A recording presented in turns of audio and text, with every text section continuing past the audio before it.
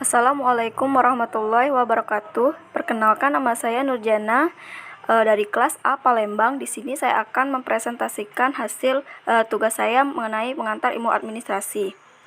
Baiklah, di sini saya akan mempresentasikan yang pertama adalah 5 peran dan fungsi mahasiswa dalam kehidupan berbangsa dan bernegara. Yang kedua yaitu tokoh administrator yang memiliki filsafat administrasi yang baik. Yang ketiga adalah tokoh administrasi yang memiliki filsafat administrasi yang buruk. Baiklah, yang pertama adalah 5 peran dan fungsi mahasiswa dalam kehidupan berbangsa dan bernegara.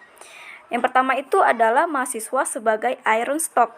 Mahasiswa sebagai iron stock dituntut memiliki kepribadian yang baik, akhlak yang terpuji, sebagai generasi muda bangsa yang akan melanjutkan kepemimpinan Indonesia di tahun-tahun yang akan datang.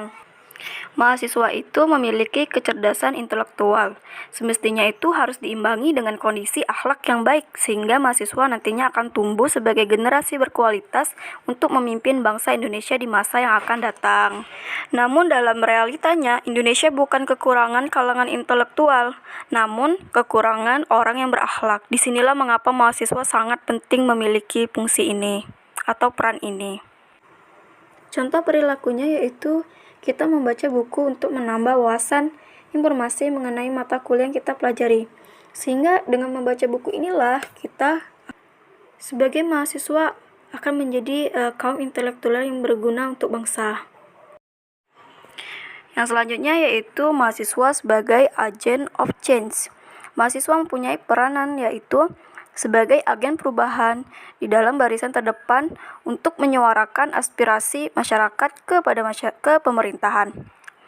Ketika ada permasalahan yang terjadi pada bangsa ini, peran mahasiswa sebagai agen pengubah akan muncul. Itulah sebabnya mengapa mahasiswa itu kerap melakukan gerakan-gerakan mahasiswa melalui berbagai aksi di lapangan.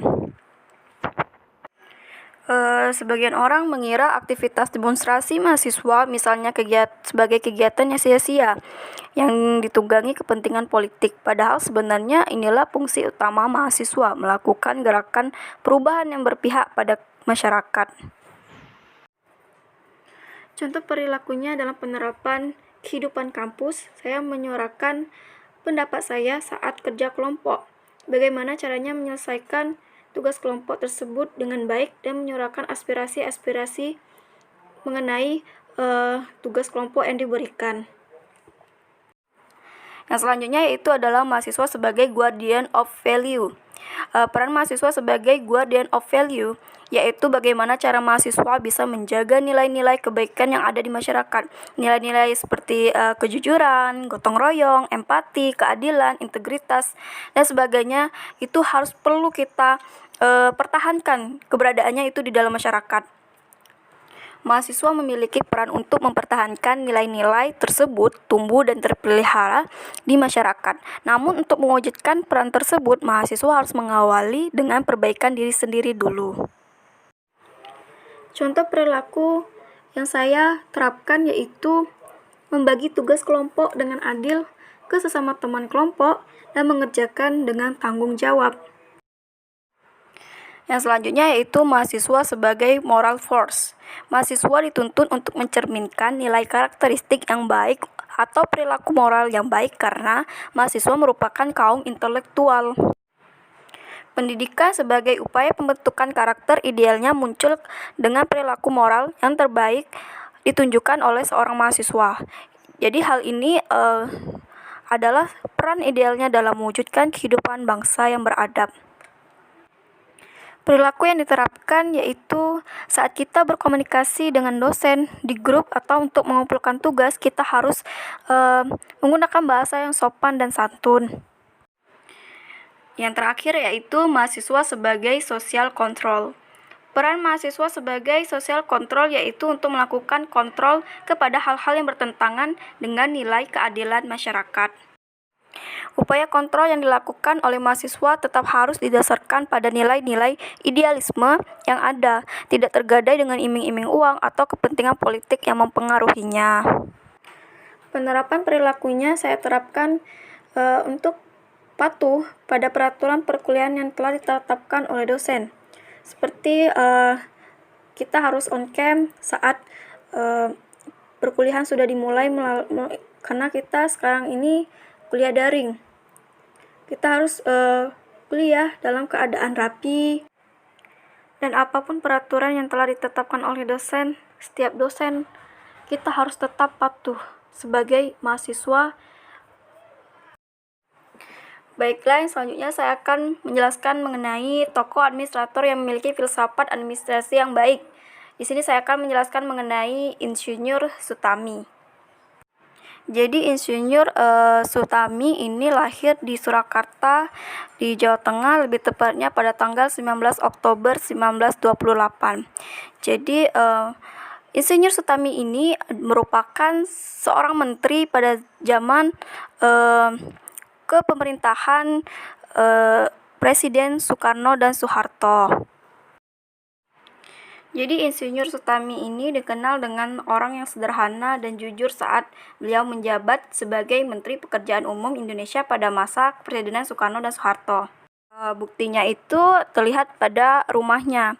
Jadi Insinyur Sutami itu rumahnya sederhana dan bahkan rumahnya itu dibeli dengan dicicil.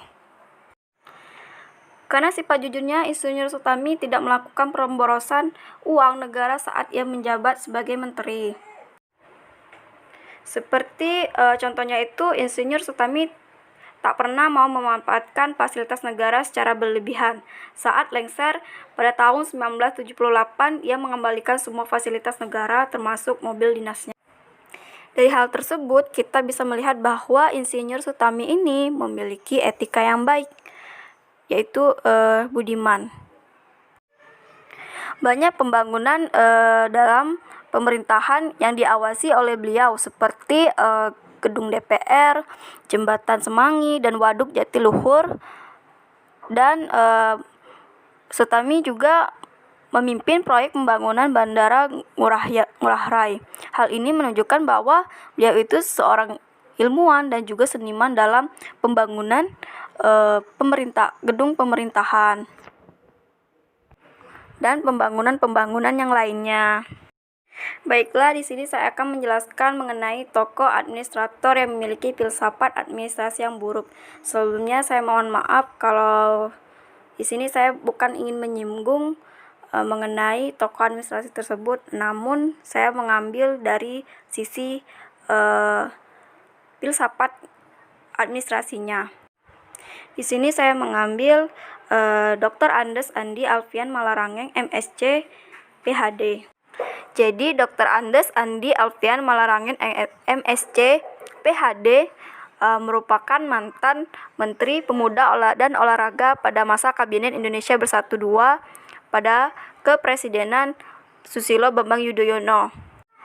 Namun pada tanggal 7 Desember 2012 ia resmi mengundurkan diri dari jabatannya sebagai menteri setelah dirinya itu ditetapkan sebagai tersangka dalam kasus proyek Pusat Olahraga Hambalang Bogor, Jawa Barat oleh Komisi Pemberantasan Korupsi. Mantan Menteri Pemuda dan Olahraga Andi Alfian Malarangeng pernah divonis bersalah melakukan tindakan pidana korupsi dalam perkara proyek pembangunan lanjutan Pusat Pendidikan dan Sekolah Olahraga Nasional P3SON Hambalang. Andi melanggar pasal 3 UU nomor 31 tahun 1999 sebagaimana diubah dengan UU nomor 20 tahun 2001 tentang pemberantasan tindak pidana korupsi JO pasal 55 ayat 1 ke 1 JO pasal 65 ayat 1 KUHP mengenai penyelenggaraan negara yang menyalahgunakan kewenangan dan memperkaya diri sendiri dan orang lain. Hakim menilai bahwa Andi terbukti menyalahgunakan kewenangan karena lalai mengontrol dan mengawasi adiknya Andi Zulkarnain Anwar alias Coel Malarangeng dan stafnya yaitu mantan Sekretaris Menteri Pemuda dan Olahraga Wafid Muharam dan mantan Kepala Biro Keuangan dan Rumah Tangga Kemenpora Dedi Kustinar. Andi Alfian Malarangeng telah melakukan pemborosan uang negara pada masa jabatannya sebagai Menteri Pemuda dan Olahraga. Buktinya yaitu Andi tidak melarang stafnya untuk menggunakan dana dari FE Kemenpora yang dikelola Poniran yang bukan bendahara Kemenpora. untuk melakukan kegiatan operasional. Dari bukti-bukti tersebut dilihat bahwa Andi Malarangeng ini tidak memiliki filsafat administrator yang baik saat beliau menjabat sebagai Menteri Pemuda dan Olahraga. Baiklah, itu saja yang dapat saya sampaikan. Terima kasih atas perhatiannya. Wassalamualaikum warahmatullahi wabarakatuh.